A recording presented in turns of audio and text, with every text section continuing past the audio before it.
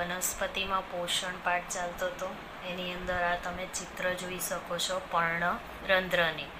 તો પર્ણરંધ્રનો પ્રશ્ન પૂછાય તમને કે પર્ણના આડા છેદની આકૃતિ દોરી તેમાં પર્ણરંધ્રનું સ્થાન જણાવો. તેના વિશે આપણે ટૂંકમાં સમજૂતી સમજીશું આજે. તો જુઓ, તમે ચિત્ર જોઈ શકો છો. એમાં આપેલું છે પર્ણ. બી પર્ણનો આડો છેદ, એની વચ્ચેનો જે ભાગ છે, બરાબર, એ શું છે? રક્ષક કોષો. અને જે ઉપર જે ધરાવે છે, કયું દ્રવ્ય ધરાવે છે? તો હરિત દ્રવ્ય. અને એની આજુબાજુ છે એ કયા છે? વાયુ રંધ્ર. તે શું કાર્ય કરે છે? પહેલાં તો આપણે પર્ણરંધ્રની વ્યાખ્યા જોઈએ. તો વનસ્પતિના પર્ણમાં આવેલા નાના નાના છિદ્રો, તેને આપણે શું કહીએ છીએ? પર્ણરંધ્રો. હવે તે દરેક પર્ણરંધ્રો શું કરે છે કાર્ય? તો રક્ષક કોષોનું કાર્ય કરે છે. તો દરેક પર્ણરંધ્ર રક્ષક કોષોને શું કરે છે? આવરી લેતા હોય છે. એટલે કે તેને ખોલવાનું અને બંધ કરવાનું કાર્ય કરે છે, જે તમને સી ચિત્રમાં જોવા મળે છે. જુઓ, આજુબાજુના જે ટપકાવાળું જે ચિત્ર છે એ શું છે? રક્ષક કોષો. અને વચ્ચેનો જે ભાગ છે પર્ણરંધ્ર, એટલે કે એને ખોલવાનું અને બંધ કરવાનું કાર્ય કરે છે. વનસ્પતિના પર્ણો દ્વારા પણ થતી પ્રકાશ સંશ્લેષણ, શ્વસન અને બાષ્પોત્સર્જનની ક્રિયા, જે આપણે આગળના સમીકરણમાં ભણી ગયા કે કેવી રીતે પ્રકાશ સંશ્લેષણની ક્રિયા કરતું હોય છે. ફરી એકવાર કહું, પર્ણરંધ્રનું પહેલાં તો સ્થાન ક્યાં આવેલું છે? તો તમારા ચિત્રની સામે જુઓ, વચ્ચેનું જો પોષણ છે સીમાં જોવાનું છે પર્ણરંધ્ર. જે વચ્ચેનો જે ભાગ છે એ શું છે? પર્ણરંધ્ર. એને શું કહેવાય છે? એટલે કે નાના નાના છિદ્રો જે આવેલા હોય છે તેને આપણે શું કહીએ છીએ? પર્ણરંધ્રો. પણ શેમાં? વનસ્પતિમાં. એટલે વ્યાખ્યા આપણી શું થઈ કે વનસ્પતિના પર્ણમાં નાના નાના છિદ્રો આવેલા હોય છે તેને આપણે કહીએ છીએ પર્ણરંધ્ર. હવે દરેક પર્ણરંધ્ર શું કાર્ય કરે છે? તો રક્ષક કોષો દ્વારા આવરિત કોષોને શું કરે છે? પોતાના એટલે કે કરી લેતા હોય છે, એટલે કે આવરિત કરી લેતા હોય છે. રક્ષક કોષો એટલે કે પર્ણરંધ્રને શું કરે છે? ખોલવાનું અને બંધ કરવાનું કાર્ય કરે છે. એટલે એનાથી શું થશે? વનસ્પતિના પર્ણોમાં શ્વસનની ક્રિયા થશે, પ્રકાશ સંશ્લેષણની ક્રિયા અને બાષ્પોત્સર્જનની ક્રિયા એ ઇઝીલી કરી શકે છે. આગળનું આપણે જોઈએ છે કોષો. તો કોષોનું ચિત્ર તમે જોઈ શકો છો, બરાબર છે. કોષો, તેની અંદર પહેલાં જે ઉપરનું જે પોષણમાં જુઓ નામ નિર્દેશન આપેલું છે ટપકા સ્વરૂપે, એ શું છે? કોષ કેન્દ્ર. બીજું જે નીચે જે ડોટ આકારમાં છે એ શું છે? કોષ રસ. અને જે ટપકા સ્વરૂપે કાળા સ્વરૂપમાં દેખાય છે એ શું છે? કોષ રસ સ્તર. બરાબર છે. એટલે એની પણ એક વ્યાખ્યા આપણે જોઈએ કે સજીવ શરીર એ ખૂબ જ નાના એકમોનું બનેલું છે. એને આપણે શું કહીએ છીએ? કોષ. જો તમે ચિત્રમાં જોઈ શકો છો, એ કોષનું ચિત્ર છે. એની અંદર પછી આવેલા છે કોષ કેન્દ્ર, કોષ રસ અને કોષ રસ સ્તર. તો પહેલાં વ્યાખ્યા છે, સજીવ શરીરે ખૂબ જ નાના એકમોનું બનેલું હોય છે. તેને આપણે શું કહીએ છીએ? કોષ. હવે કોષ માત્ર શેનાથી જોઈ શકાય? સૂક્ષ્મદર્શક યંત્રથી, એટલે કે માઇક્રોસ્કોપથી. બીજી વ્યાખ્યા છે કોષ રસ સ્તરની. કોષ એક પાતળા આવરણથી આવરિત હોય છે. તેને આપણે શું કહીએ છીએ? કોષ રસ સ્તર. બરાબર. ફરી એકવાર કહું, કોષ એક પાતળા આવરણથી આવરિત હોય છે. તેને આપણે શું કહીએ છીએ? કોષ રસ સ્તર. બીજી વ્યાખ્યા છે કોષ કેન્દ્રની. કોષ કેન્દ્રની છે દરેક કોષમાં ઘટ્ટ મધ્યમાં ગોઠવેલા, એટલે કે રચના જેવી આવેલી હોય છે, તેને આપણે શું કહીએ છીએ? કોષ કેન્દ્ર. જે તમે નામ નિર્દેશનમાં પણ જોઈ શકો છો, બરાબર છે. અને પછી છેલ્લી છે કોષ રસ, એટલે કે કોષ કેન્દ્રની આસપાસ જે જેલી દ્રવ્ય ધરાવે છે એને આપણે શું કહીએ છીએ? કોષ રસ. જે યલો કલરમાં આપેલું છે ને એ શું છે? જેલી દ્રવ્ય ધરાવે છે. એને આપણે શું કહીએ છીએ? કોષ રસ. ખબર પડે છે? આપણે એટલે 4 વ્યાખ્યા જોઈ. પહેલી કોષની જોઈ, પછી કોષ રસ સ્તર, ત્રીજી કોષ કેન્દ્ર અને બીજી કોષ રસ. બરાબર. એટલે ટોટલ 4. ફરી એકવાર કહું, કોષની વ્યાખ્યા આપણે જોઈ. સજીવ શરીર એ ખૂબ જ નાના એકમોનું બનેલું હોય છે, જેને આપણે શું કહીએ છીએ? કોષ. એ જ પ્રમાણે એને આપણે શેના વડે જોઈ શકીએ? તો સૂક્ષ્મદર્શક યંત્ર વડે, એટલે કે એનું બીજું નામ છે માઇક્રોસ્કોપ. કોષરસ્તર. તો કોષ એક પાતળા આવરણથી આવરિત હોય છે, તેને આપણે શું કહીએ છીએ? કોષરસ સ્તર. પછી છે કોષ કેન્દ્રની. તો કોષ કેન્દ્રમાં કેવું હોય છે એનું? દરેક કોષમાં ઘટ્ટ મધ્યમાં ગોઠવેલી રચના આવેલી હોય છે, તેને આપણે શું કહીએ છીએ? કોષ કેન્દ્ર. જોઈ શકો છો આકૃતિમાં કેવી હોય છે એની રચના? ઘટ્ટ મધ્યમાં, બરાબર. એ જે ગોઠવેલી રચના છે ને એને આપણે કહીએ છીએ કોષ કેન્દ્ર. અને કોષ કેન્દ્રની આસપાસ જેલી જેવું દ્રવ્ય આવેલું હોય છે, તેને આપણે શું કહીએ છીએ? કોષ રસ. એટલે આપણે પહેલી જોઈએ આકૃતિમાં પર્ણરંધ્રની સમજૂતી જોઈ, આકૃતિ નામ નિર્દેશન સાથે. બીજી આપણે જોઈ કોષો, એટલે કે એની અંદર પણ 3 ભાગ છે: કોષ કેન્દ્ર, કોષ રસ અને કોષ સ્તર. હવે આપણે આગળ, એટલે કે આપણા પાઠના 2 મુદ્દા બાકી હતા, એ મેં તમને આજે ભણાવી નાખ્યા, બરાબર. હવે આપણે છેલ્લું જે બાકી રહે છે આપણું સ્વાધ્યાય. તો સ્વાધ્યાયમાં તમે જોઈ, આગળ આપણે સ્વાધ્યાય જોઈશું. એની અંદર પહેલો પ્રશ્ન છે તમારો કે સજીવોને ખોરાક લેવાની જરૂર શા માટે હોય છે? તો પહેલાં તો ખોરાક લેવા માટે સજીવને પોતાના શરીરમાં જરૂરી પૂરતી શક્તિ, વૃદ્ધિ તેમજ વિકાસની જરૂર પડતી હોય છે. તો આપણે પ્રશ્નના જવાબમાં શું લખી શકીએ કે સજીવોને કાર્ય કરવા માટેની જરૂરી શક્તિ તેમજ વૃદ્ધિ અને વિકાસ માટે એ જરૂરી હોય છે. તેમજ શરીરના ઘસારાની મરામત કરવા માટે પણ તે શરીરની તંદુરસ્ત એટલે કે નિરોગી બનાવવા માટે પણ એ ખોરાકની જરૂર પડતી હોય છે. ફરી એકવાર કહું, વાક્ય રચનામાં આપણે શું લખી શકીએ? પહેલો પોઈન્ટ, તો સજીવોને કાર્ય કરવા માટે શક્તિની જરૂર પડે છે. અલ્પ વિરામ કરીને પાછું બીજો પોઈન્ટ આપણે કન્ટિન્યુ રાખીશું. બીજો, શરીરની વૃદ્ધિ અને વિકાસ કરવા માટે. ત્રીજું, શરીરના ઘસારાની મરામત માટે તે શરીરને તંદુરસ્ત અને નિરોગી બનાવે છે, એટલે કે તેને ખોરાકની જરૂર પડે છે. ફરી એકવાર કહું પ્રશ્ન, સજીવોને કાર્ય કરવા માટે જરૂરી શક્તિ મેળવવા તેમજ શરીરને આપણે પૂરતા પ્રમાણમાં પોષણ મળી રહે, એટલે કે શરીરને વૃદ્ધિ અને વિકાસની પણ જરૂર પડે છે. ત્રીજા પોઈન્ટમાં આવશે શરીરના ઘસારાની મરામત તથા શરીરને તંદુરસ્ત અને નિરોગી બનાવવા માટે પણ તે ખોરાકની જરૂર હોય છે. બીજો પ્રશ્ન છે પરોપજીવી અને મૃતોપજીવી વચ્ચેનો તફાવત. તો 2 ભાગ પાડી દેવાના. એક આવશે આપણું પરોપજીવી અને બીજું આવશે મૃતોપજીવી. તો પરોપજીવીમાં શું આવશે? તે પોતાનું પોષણ યજમાન વનસ્પતિ પાસેથી મેળવે છે.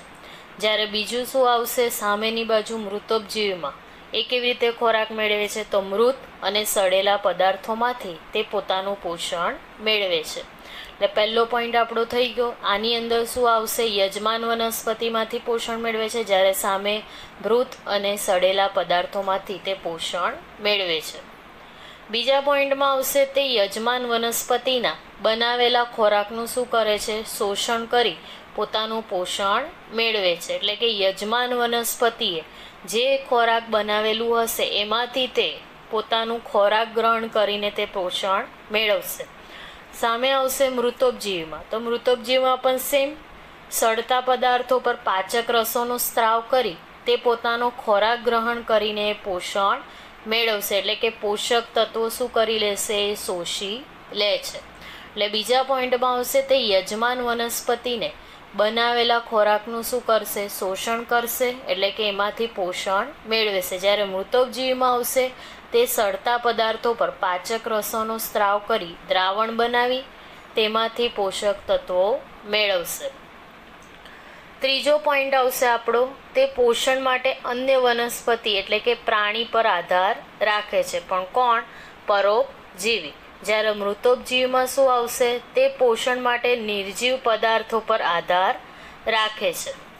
એટલે 3 પોઈન્ટ આપણે યાદ રાખવાનો. પહેલો પોઈન્ટ છે તે પોતાનું પોષણ યજમાન વનસ્પતિ પાસેથી લે છે, જ્યારે સામે મૃતોપજીવીમાં આવશે તે મૃત અને સડતા પદાર્થોમાંથી પોષણ મેળવશે. બીજો પોઈન્ટ પરોપજીવીમાં, તે યજમાન વનસ્પતિને બનાવેલા ખોરાકનું શું કરે છે? શોષણ કરી પોતાનું પોષણ મેળવે છે. જ્યારે મૃતોપજીવીમાં આવશે તે સડતા પદાર્થો પર પાચક રસોનો સ્ત્રાવ કરીને તેમાંથી દ્રાવણ બનાવી તેમાંથી ખોરાક મેળવે છે, એટલે કે અમુક અંશે તે પોષક તત્વો શોષી લે છે. ત્રીજું, તે પોષણ માટે કેવું છે? અન્ય વનસ્પતિ કે પ્રાણી પર આધાર રાખે છે. જ્યારે મૃતોપજીવીમાં શું આવશે? તે પોષણ માટે શેમાં આધાર રાખશે? તો નિર્જીવ પદાર્થો પર આધાર રાખશે. એના પછીનો ત્રીજો પ્રશ્ન છે આપણો, પર્ણમાં સ્ટાર્ચની હાજરી કેવી રીતે ચકાસશો? તો આપણે સ્ટાર્ચની હાજરીવાળો પ્રવૃત્તિ પણ આપણે જોઈ ગયા છે, એટલે કે પ્રયોગ આપણે જોઈ ગયા છે. એ જ પ્રમાણેનો આપણા એ પોઈન્ટ આવી જશે. પહેલાં તો પર્ણના સ્ટાર્ચની હાજરી તપાસતા આપણે એક પ્રયોગ કરીશું, એટલે કે એક નીચે મુજબની પ્રવૃત્તિ કરીશું. પહેલો પોઈન્ટ એમાં લઈશું સૂર્યપ્રકાશની હાજરીમાં, એટલે કે વનસ્પતિને એક લીલું પર્ણ તોડો. એ પર્ણ તોડ્યા પછી તેને ભરેલા બીકરમાં 5 થી 6 મિનિટ સુધી ઉકાળો. બરાબર. ત્રીજા પોઈન્ટમાં આવશે, તેને પર્ણને આલ્કોહોલ વડે બરાબર ધુઓ, એટલે કે લીલા રંગ દૂર કરો. એટલે કે એને એવી રીતે ધોવાનું કે લીલા પર્ણ, એટલે કે લીલું રજક દ્રવ્ય જે ધરાવે છે એ કેવું થઈ જશે? આછું થઈ જાય. ચોથા પોઈન્ટમાં આવશે, આ પર્ણ પર 2 ટીપા શેના નાખીશું? આયોડિનના ટીપા. પાંચમા પોઈન્ટમાં આપણને શું જોવા મળશે? તો પર્ણમાં રંગ કેવો જોવા મળે છે? ભૂરો કાળો. એટલે કે જે પર્ણમાં શું ધરાવે છે? સ્ટાર્ચની હાજરી ચૂસવે છે, એટલે કે સૂચવે છે. બરાબર. એનું શોષણ એ પ્રમાણેનું જ હશે. બરાબર છે. ફરી એકવાર કહું, પર્ણમાં સ્ટાર્ચની હાજરી કેવી રીતે આપણે તપાસીશું? તો પહેલા પોઈન્ટમાં આપણે પહેલાં તો સૂર્યપ્રકાશમાં રહેલી વનસ્પતિનું એક લીલું પર્ણ આપણે તોડીશું. એ લીલા પર્ણને આપણે બીકરમાં લઈ 5 થી 6 મિનિટ ઉકાળીશું, એટલે કે પાણીની અંદર એને ઉકાળવાનું છે. ત્રીજા પોઈન્ટમાં શું આવશે? તેને આલ્કોહોલની વડે, એટલે કે બરાબર ધોવાનું છે, એટલે કે જે લીલા રંગનું રજક દ્રવ્ય બરાબર ઓછું કરવાનું છે, એટલે કે આછું થઈ જાય ત્યાં સુધી એને આપણે ધોવાનું છે. ચોથા પોઈન્ટમાં આવશે, આ પર્ણ પર 2 ટીપા શેના નાખવાના છે? આયોડિનના ટીપા. પાંચમા પોઈન્ટમાં આવશે, તેનો રંગ કેવો થઈ જશે? આયોડિનના ટીપા નાખતા તેનો રંગ આપણને ભૂરા કાળા રંગનો જોવા મળશે. એટલે કે આ પર્ણમાં સ્ટાર્ચની હાજરી હોય છે, એટલે કે તેની સ્ટાર્ચની હાજરી સૂચવે છે. ચોથો પ્રશ્ન છે, લીલી વનસ્પતિના ખોરાક બનાવવાની ક્રિયાનું ટૂંકમાં વર્ણન કરો. તો આપણે પ્રકાશ સંશ્લેષણની ક્રિયા ભણી જ ગયા છે, કેવી રીતે લીલી વનસ્પતિ પોતાનો ખોરાક મેળવે છે. એટલે કે આપણે સમીકરણ દ્વારા પણ ભણી ગયા હતા. કાર્બન ડાયોક્સાઇડ પ્લસ પાણી, એટલે કે સૂર્યપ્રકાશની હાજરીમાં હરિતદ્રવ્ય ધરાવે છે. એ હરિતદ્રવ્ય દ્વારા પોતાનો કાર્બોદિત પદાર્થ તૈયાર કરીને ઓક્સિજન વાયુ મુક્ત કરે છે. એટલે એના વિશે આવશે. એટલે એને આપણે વાક્ય રચનામાં કેવી રીતે લખી શકીએ? તો પહેલાં તો લખવાનું, લીલી વનસ્પતિ કેવું રજક દ્રવ્ય ધરાવે છે? લીલા પર્ણવાળું. બરાબર.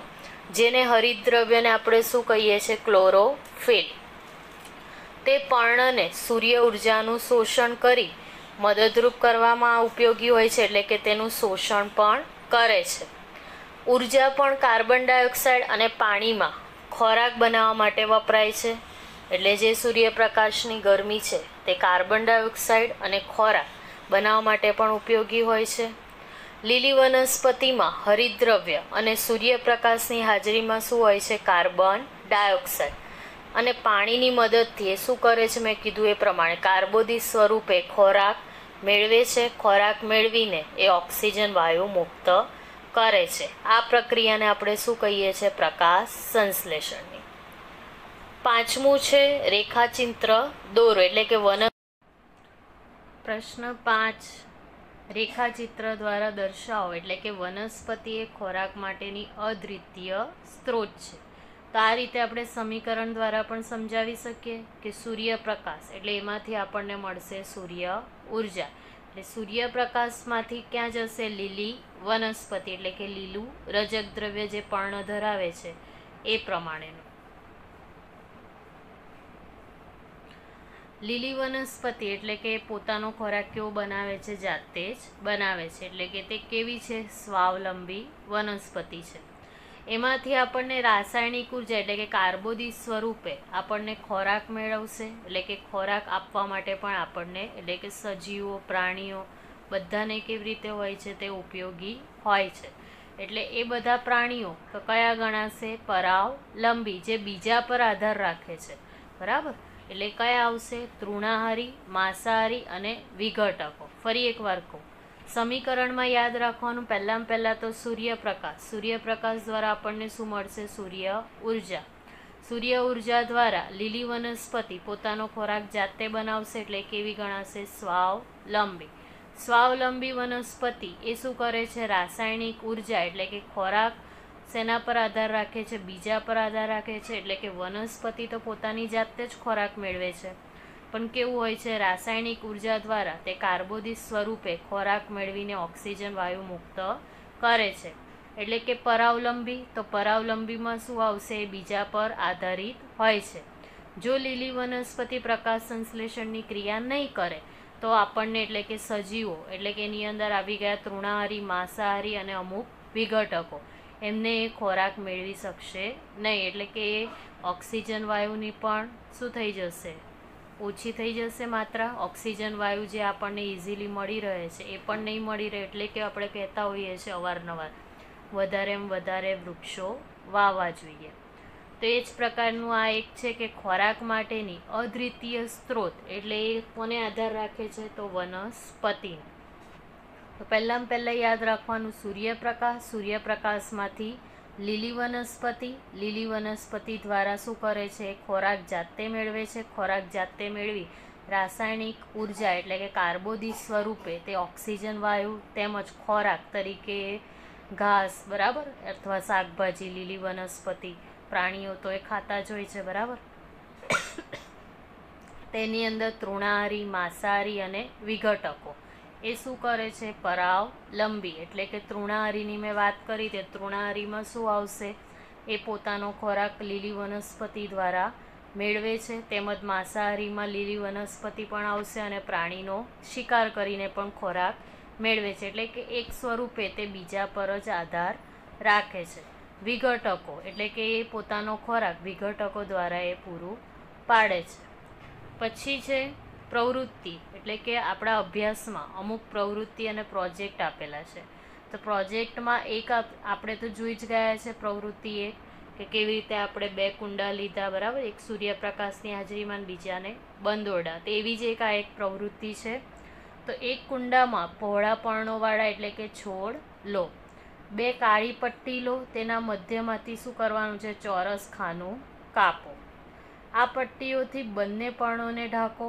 તેમને કાગળ ક્લિપની મદદથી યોગ્ય રીતે રાખો. 2 થી 5 દિવસ માટે સૂર્યપ્રકાશમાં મૂકો અને પર્ણમાં આવરિત અને અનાવરિત ભાગોમાં જોવા મળતા રંગનો આપણે તફાવત એટલે કે એનું નિરીક્ષણ કરવાનું છે. તો આ પર્ણમાં પણ આયોડિનથી આપણે પરીક્ષણ કરી શકીએ. એટલે કે આયોડિનના ટીપા નાખીને પણ આપણે ઇઝીલી એમાં પરીક્ષણ કરી શકીશું. તો આ બંને ભાગોનો આપણે તફાવત જોઈશું. એટલે કે બીજું પર્ણ લો, તેના પરની પટ્ટી કાઢી નાખો અને આવરિત ભાગને ખુલ્લા કરી 2 કે 3 દિવસ સુધી સૂર્યપ્રકાશમાં રાખો. ફરીથી આયોડિનની મદદથી આપણે ટીપા નાખીશું અને તેને આપણે અવલોકન કરીશું કે શું જોવા મળે છે. એટલે આ એક પ્રવૃત્તિ પણ સારી છે. એની અંદર જે પહેલું જે પર્ણ લીધું એને આપણે શું કરીશું? બંને બાજુ એટલે કે પર્ણોને ઢાંકી દઈશું અને તેની અંદર કાગળ ક્લિપની મદદથી યોગ્ય રીતે રાખીશું. કાગળ ક્લિપની મદદથી 2-5 દિવસ સુધી સૂર્યપ્રકાશમાં મૂકી દઈએ તો પર્ણને આવરિત અને અનાવરિત ભાગોમાં જોવા મળતા રંગનો આપણે તફાવત એ શું થઈ જશે? એક પ્રકારની એને પ્રકાશ સંશ્લેષણની ક્રિયા નહીં મળે એટલે એ કેવું થઈ જશે? નબળું બની જશે. એટલે કે બળી જશે, બરાબર. એને પૂરતા પ્રમાણમાં પોષણ મળી શકે નહીં. જ્યારે બીજું પર્ણ એની અંદર શું કરવાનું છે? તેના પર પટ્ટી કાઢી નાખો અને આવરિત ભાગને ખુલ્લો કરી દો.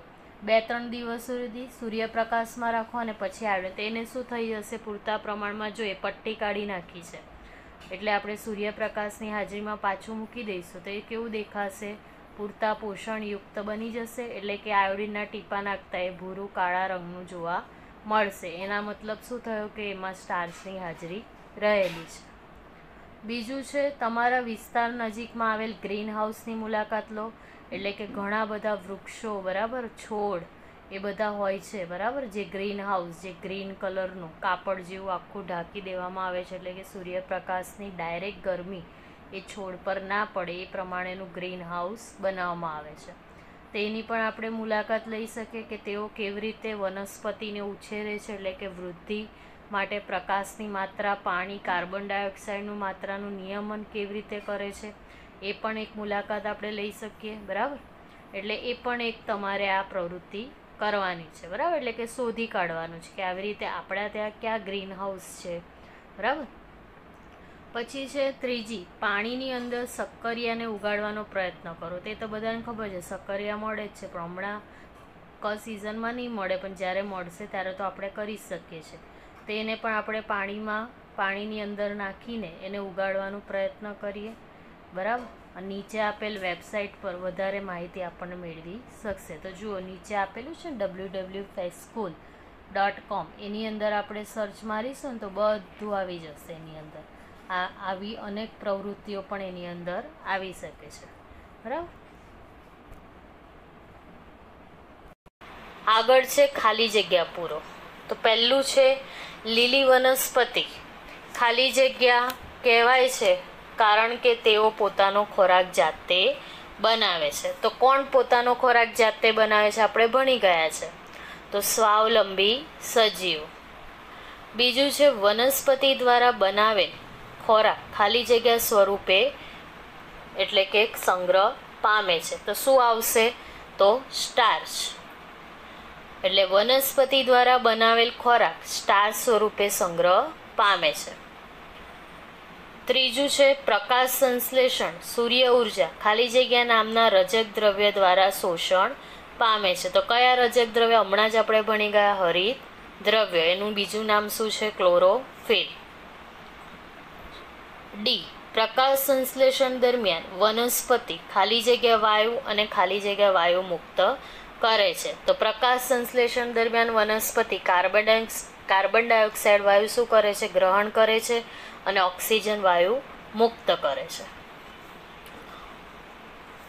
નીચેના નામ જણાવો. તો પહેલા તો પીળી પાતળી દોરી જેવું પ્રકાંડ ધરાવતી પરોપજીવી વનસ્પતિ, એને આપણે શું કહીએ છીએ? મેં તમને ચિત્ર પણ બતાવ્યા હતા. તેને આપણે કહીએ છીએ અમરવેલ.